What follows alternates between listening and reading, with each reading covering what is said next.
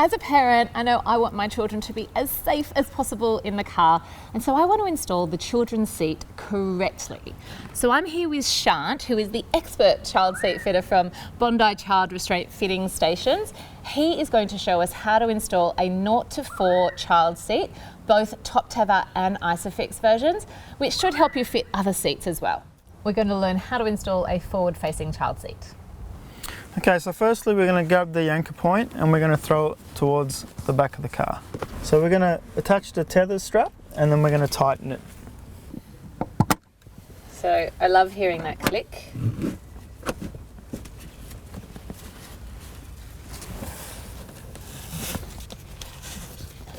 So to tighten it, you press that button and you pull the long strap. Yeah. Now secondly we're going to attach the ISOFIX points. So we're going to reach into the seat, find where the bars are and clip on each side. So now we can tighten the straps.